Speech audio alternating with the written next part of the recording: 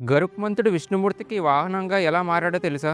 ఒకరోజు గరుత్మంతుడు తన తల్లి వినతాదేవిని బానిసత్వం నుండి విడిపించడం కోసం స్వర్గంలో ఉన్న అమృత కలశాన్ని తీసుకురావడానికి బయలుదేరాడు. దారిలో అడ్డుపడిన దేవతలందరినీ ఓడించాడు. ఇంద్రుడి వజ్రాయుధం కూడా గరుత్మంతుని ఏమీ చేయలేకపోయింది. అమృతాన్ని తీసుకువెళుతున్న గరుత్మంతుని చూసి విష్ణువు నవ్వుతూ, గరుడా, నీ శక్తి అమోఘం. నీ చేతిలో అమృతం ఉన్న నీ తల్లి కోసం తప్ప నీ కోసం ఒక చుక్క కూడా ఆశించలేదు. నీ మాతృభక్తికి మెచ్చాను. ఏదైనా వరం కోరుకో అని అన్నాడు. అప్పుడు గరుడకి గర్వం తలకెక్కి, నన్ను మెచ్చుకోవడానికి నువ్వెవరు? నాకంటే బలవంతుడు ఈ సృష్టిలో లేడు. కావాలంటే నీవే నా దగ్గర వరం కోరుకో అని విర్రవీగాడు. విష్ణువు చిన్నగా నవ్వి, సరే గరుడా, అయితే నా భారాన్ని నువ్వు మోయగలవా అని అడిగాడు. గరుడ, అంతేనా?